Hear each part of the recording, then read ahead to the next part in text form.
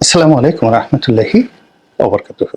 সম্মানিত দর্শক, অতি সম্প্রতি ভারতের প্রধানমন্ত্রী মিস্টার নরেন্দ্র মোদী তিনি আমেরিকা সফর করেছেন এবং একই সঙ্গে তিনি ফ্রান্সও সফর করেছেন। দুটো সফরের বহুমুখী তাৎপর্যতা রয়েছে। প্রথম তাৎপর্যতা হলো তিনি ফ্রান্সে গিয়েছেন, ফ্রান্সের সঙ্গে সাম্প্রতিক সময়ে ভারতের ব্যবসা বাণিজ্য যেভাবে বৃদ্ধি পেয়েছে, একইভাবে যিনি এখন ফ্রান্সের প্রেসিডেন্ট রয়েছেন ইম্মানুয়েল ম্যাক্রো, তিনি মিস্টার নরেন্দ্র মোদীর অত্যন্ত ঘনিষ্ঠ বন্ধু এবং তাকে ফ্রান্সের যে প্রেসিডেন্টের বাসভবন এলিসি প্রাসাদ, সেখানে নরেন্দ্র মোদীকে যে ঐতিহাসিক সংবর্ধনা দিয়েছে, সেই সংবর্ধনার ইতিহাস নিকট অতীতে নেই। প্রাসাদে নিয়ে নিমন্ত্রণ করে ইন্ডিভিজুয়ালি এককভাবে যে সম্মান ফ্রান্সের মতো একটি শক্তিশালী রাষ্ট্র নরেন্দ্র মোদীকে দিলেন, এটি নিকট অতীতে আমি অন্তত দেখিনি 20-25 বছরে।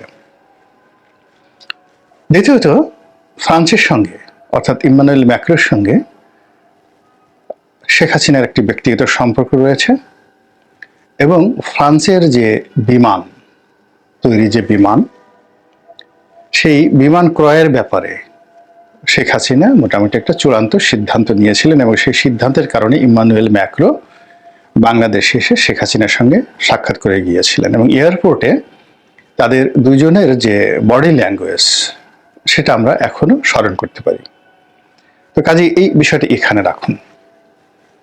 দ্বিতীয় বিষয় হলো যে ভারতের সঙ্গে গত 4টি বছর ধরে আমেরিকার সম্পর্ক ব্যক্তিগত পর্যায়ে, অর্থাৎ যেটাকে বলা হয় রাষ্ট্রাচার নয়, ব্যক্তিগত পর্যায়ে, অর্থাৎ Joe Biden versus Narendra Modi খুবই খারাপ ছিল।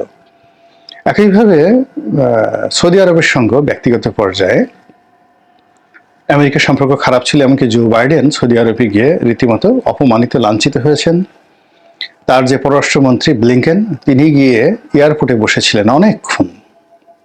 তো এইরকম অবস্থা তৈরি হয়েছে, কিন্তু তাদের মধ্যে যে রাষ্ট্রাচার, যে রাষ্ট্রীয় যে কোঅপারেশনগুলো, সেগুলো কিন্তু ঠিকঠাক মতো চলছিল, কিন্তু ব্যক্তিগত সম্পর্কটা ছিল না। এর বাইরে যে বাইডেন সরকার, তাদের যে ডিপ স্টেট, এই পলিসির কারণে পাকিস্তানে ইমরান খানের ক্ষমতাচ্যুতি হয়েছে, শ্রীলঙ্কাতে ক্ষমতাচ্যুতি ঘটেছে, বাংলাদেশে শেখ হাসিনার পতন হয়েছে, মালয়েশিয়াতে ভারতের যেগুলো ভারতপন্থী যারা সরকার ছিল, তাদের পতন হয়ে মঞ্জুর সাহেব এসছেন। এসবই আমেরিকার একটা মাস্টার প্ল্যান এবং ভারতকে চাপে ফেলার জন্য, যদিও ভারত তাদের কৌশলগত বন্ধু। তো এই সকল বিপত্তি কাটিয়ে ওঠার জন্য তারা অধীর আগ্রহ অপেক্ষা করছিল আমেরিকার শাসন ক্ষমতায় এই ডেমোক্র্যাটদের পতন হোক, এবং এজন্য মিস্টার নরেন্দ্র মোদী তার যে অর্থনৈতিক সাম্রাজ্য রয়েছে, আদানি গ্রুপ, আম্বানি গ্রুপ, এবং তাদের সহযোগী যারা রয়েছে দেশের বাইরে, যেমন হিন্দুজা পরিবার রয়েছে, অন্যান্য যারা এই সকল রাজনৈতিক ক্ষেত্রে অঢেল অর্থ বিনিয়োগ করে এবং ভারতীয় বংশোদ্ভূত লোকদেরকে মার্কিন যুক্তরাষ্ট্রের রাষ্ট্র ক্ষমতায় পৌঁছানোর জন্য বিলিয়ন বিলিয়ন ডলার খরচ করে। আপনি চিন্তা করুন যে ডোনাল্ড লুয়ের জায়গায় যাকে দেয়া হয়েছে, তিনি একজন ভারতীয়। তুলসী গ্যাবার্ডের কথা আপনারা সবাই জানেন। তো এর পিছনে ভারতের একটা দীর্ঘমেয়াদী পরিকল্পনা থাকে এবং সেই কাজ করে কিন্তু তারা সফল হয়েছে। এবং সফল হওয়ার পরে মিস্টার ডোনাল্ড ট্রাম্প, যিনি আওয়ামী লীগের প্রতি সহানুভূতিশীল, শেখ হাসিনার সাথে ব্যক্তিগত সম্পর্ক এবং নরেন্দ্র মোদীর সাথে, পুতিনের সাথে একেবারে ওহি নকুলের যে উল্টো, আম দুধের মতো সম্পর্ক, তো সেই বন্ধুর সঙ্গে তিনি সাক্ষাৎ করতে গেছেন এবং সেখানে নজিরবিহীন তাকে সংবর্ধনা দেওয়া হয়েছে। এবং সেই সংবর্ধনার একটা video footage mister Donald Trump তার নিজস্ব যে ফেসবুক পেজ এবং টুইটার, সেখানে তিনি নিজে শেয়ার করেছেন। তো বোঝার চেষ্টা করুন এটা কতটা গুরুত্বপূর্ণ। একদম বিহাইন্ড দ্য সিনারিও, হোয়াইট হাউসের অভ্যন্তরে যে ঘটনাগুলো ঘটেছে, এরকম একটা দৃশ্য তিনি তার ফেসবুকে দিয়েছেন। তো এই সকল দৃশ্যের পাশাপাশি একটা সংবাদ সম্মেলন, সেটাও একটা ব্যতিক্রমধর্মী সংবাদ সম্মেলন। সেই সংবাদ সম্মেলনে ভারতীয় একজন সাংবাদিকের প্রশ্নের জবাবে মিস্টার ট্রাম্প যে কথাগুলো বলেছেন সেই কথার সাদামাটা উত্তর হলো যে বাংলাদেশের বিষয়টি আমি প্রধানমন্ত্রী নরেন্দ্র মোদীর হাতে ছেড়ে দিলাম।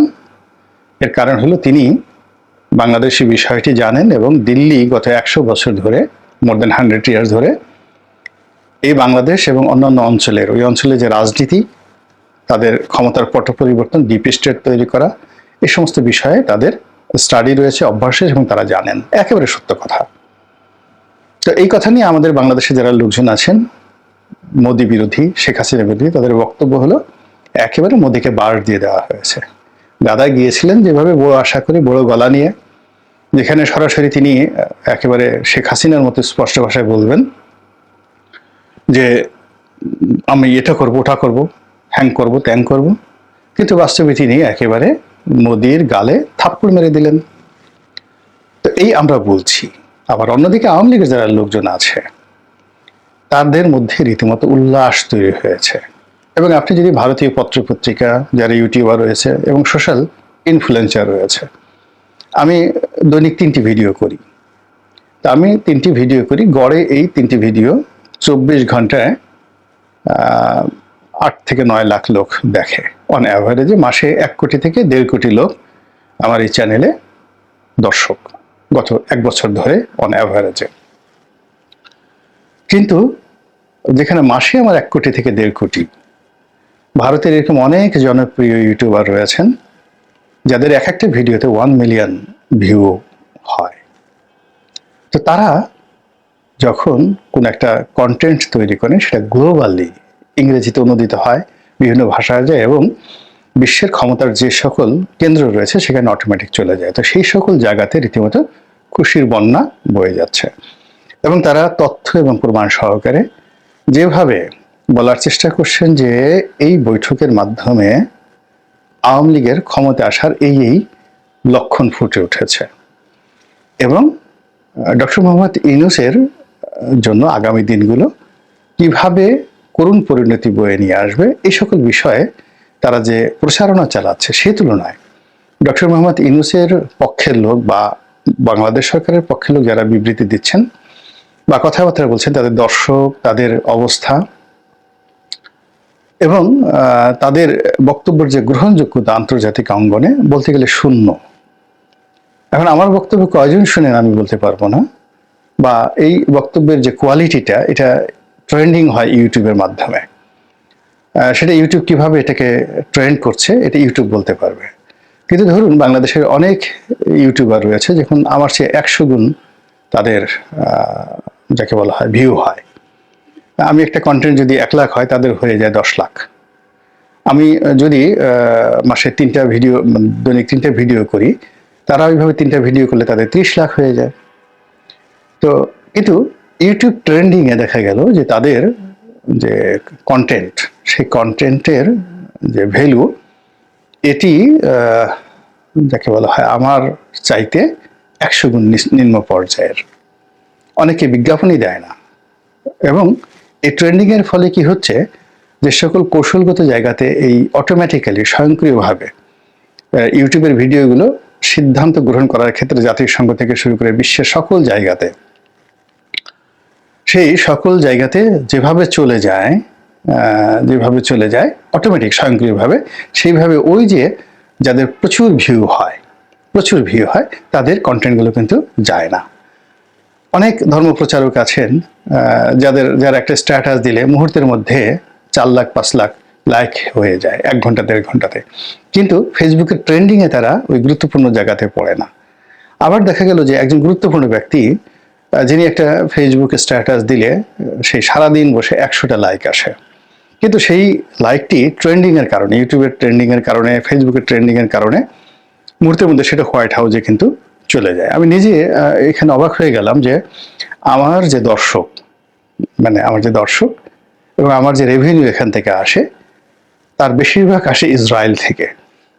এখন আমি নিজে অবাক হয়ে যাই যে ইসরায়েলের লোকজন আমার কথা কিভাবে শুনে, কেন শুনে, তারা বাংলাদেশের ব্যাপারে এত ইন্টারেস্ট কেন? এর মূল ব্যাপার হলো যে ওখানে যে সার্চ ইঞ্জিনগুলো রয়েছে, যারা এগুলো রেকর্ড করে পর্যালোচনা করে, সেখানে 24 আওয়ার মানে 24 ঘন্টা দেখা গেল বাংলাদেশের যাদের কন্টেন্টকে তারা কপি করে এবং সেগুলোকে নিয়ে তার বিচার বিশ্লেষণ করে, তাদের মধ্যে হয়তো আমার ভিডিও আছে, না সেটা আদারওয়াইজ এই যে আমার এই বক্তব্যগুলো তারা মানে ওখান থেকে আমার কেন রেভিনিউ আসবে, ইসরায়েল থেকে কেন রেভিনিউ আসবে, হাইয়েস্ট রেভিনিউ। তারপর দ্বিতীয় আমার রেভিনিউ আসে আমেরিকা থেকে। আমেরিকা থেকে রেভিনিউ আসে, তো আমেরিকার যারা লোকজন বাঙালি আছেন তারা দেখেন, তার সঙ্গে সঙ্গে আমেরিকার যারা বিভিন্ন লোক মানে কৌশলগত যে জায়গাগুলো আছে তারা যদি না দেখতেন তাহলে সেখান থেকে আমার এই মানে হাই রেভিনিউটা আসতো না। তো এখন সেই দিক থেকে এই যে আওয়ামী লীগ যা কিছু করছে, উল্লাস প্রকাশ করছে, তারা সামাজিক মাধ্যমের যেখানে ট্রেন্ডিং হয় সেই জায়গাগুলোতে তারা হিট করতে পারছে। এবং হিট করার কারণে কি হচ্ছে, তাদের যে কোনো বক্তব্য, যে কোনো কথা, যা কিছু সেটা অতি দ্রুত তারা পৌঁছে যাচ্ছে জায়গা মতো, এবং যাকে বলা হয় একটা রীতিমতো অস্থিরতা তৈরি করছে। শেখ হাসিনা টুস করে ঢুকে পড়বে বা অমুক হবে অমুক হবে, এটা নিয়ে এত হইচই কেন? আর হয় রাজ, আমাদের দেশে আমরা নিজেরা যে বিষয়গুলো নিয়ে হইচই করছি, আজকে এটা হচ্ছে, কালকে ওটা হচ্ছে, ভারত চলো, দিল্লি চলো, ইনকলাব জিন্দাবাদ, এগুলো কেন আন্তর্জাতিক অঙ্গনে, দেশের বাইরে এগুলো নিয়ে একটা টু শব্দ হয় না কেন? কেন এই জিনিসগুলো নিয়ে দিল্লিতে একটা টু শব্দ হয় না? তো এই বিষয়গুলো বুঝতে হবে। এবং সেই কারণে কি হচ্ছে, এই যে নরেন্দ্র মোদী এবং ডোনাল্ড ট্রাম্পের যে বৈঠক এবং সেখানে যে বক্তব্য, সেই বক্তব্যের অন্তর্নিহিত যে বিষয়গুলো, এই বক্তব্যের ইতিহাস, সামনের পিছনের ঘটনা এবং পারিপার্শ্বিক যে বিষয়, সেই বিষয়গুলো সরকারকে মূল্যায়ন করতে হবে। আমরা যারা কন্টেন্ট তৈরি করি আমাদেরকে মূল্যায়ন করতে হবে। তাহলেই হয়তো দেখা যাচ্ছে যে আগামীতে আমেরিকা সংক্রান্ত, কূটনীতি সংক্রান্ত, তারপরে যে এখন যে এনজিও গ্রাম সরকার বলা হয়, এনজিও ব্যাক্ট সরকার বলা হয়, গ্রামীণ ব্যাংকের সরকার বলা হয়, তার সঙ্গে ডোনাল্ড ট্রাম্পের কি রাগ আছে, কি বিরোধ আছে, তিনি হঠাৎ করে কেন ইউএসএইডের মাধ্যমে বাংলাদেশে যে সকল সাহায্য আসছে এর মধ্যে রোহিঙ্গাদের জন্য খাদ্য বাবদ যে টাকা আসে, এই টাকাটা ছাড়া সব সাহায্য বন্ধ করে দিয়েছেন। ফলে আমেরিকার মদতপুষ্ট যে সকল এনজিও ছিল, পরিবেশবাদী এনজিও হোক বা ধরুন ওই যে বিভিন্ন সভা সমিতি সেমিনার করে বড় বড় অর্থনৈতিক বক্তব্য দেয়, বিশাল ভুঁড়ি বানিয়ে ফেলেছে, এগুলো দেখবেন আগামী 4-5 মাসের মধ্যে সবগুলোর ভুঁড়ি একদম শুকিয়ে হাড্ডিসার হয়ে গেছে। এগুলোর কারণ খুঁজে বের করতে হবে, এবং কারণ খুঁজে বের করে আমরা যদি সিদ্ধান্ত নিতে পারি এবং রাজনৈতিক মতামত প্রকাশ করতে পারি এবং রাজনীতি করতে পারি, তাহলেই হয়তো আমাদেরকে মোদি আর ডোনাল্ড ট্রাম্পের যে বক্তব্য সেটি নিয়ে মাথা ঘামাতে হবে না। আমরা নিজেরাই নিজেদের ব্যাপারে সিদ্ধান্ত নিতে পারবো। অন্যথায় অতীতের মতো আমাদেরকে দিল্লিমুখী হতে হবে, অতীতের মতো আমাদেরকে আমেরিকামুখী হতে হবে, অথবা রুশ ভারতের দালাল হয়ে আমাদেরকে বাঁচতে হবে। আল্লাহ আমাদের সবাইকে হেদায়েত দান করুন এবং হেফাজত করুন। আসসালামু আলাইকুম ওয়া রাহমাতুল্লাহি ওয়া বারাকাতুহু। আসসালামু আলাইকুম প্রিয়, আশা করি পুরো ভিডিওটি দেখেছেন এবং বুঝতে পেরেছেন। কথা বললেন সবার প্রিয় মুখ, পরিচিত মুখ, গোলাম মাওলা রনি, সাবেক সংসদ সদস্য, লেখক এবং জার্নালিস্ট। খুবই গুরুত্বপূর্ণ আলোচনা করলেন বাংলাদেশকে নিয়ে, বাংলাদেশ ভারতকে নিয়ে, বাংলাদেশের বর্তমান পরিস্থিতি প্রেক্ষাপটে আলোচনা করলেন এবং রাজনৈতিক পরিস্থিতি আলোচনা করলেন। প্রিয় দর্শক, কোন দিকে যাচ্ছে আমাদের বাংলাদেশ, আগে স্থানীয় নির্বাচন নাকি জাতীয় নির্বাচন, বিভিন্ন ধরনের আলাপ আলোচনা করলেন গোলাম মাওলা রনি। প্রিয় দর্শক, আজকে গোলাম মাওলা রনির এই বিশেষ লাইভ টক শোটি আপনাদের কাছে কেমন লেগেছে অবশ্যই কমেন্টে জানাবেন। সবাই ভালো থাকবেন, সুস্থ থাকবেন। ভিডিওটি শেষ করছি। আসসালামু আলাইকুম।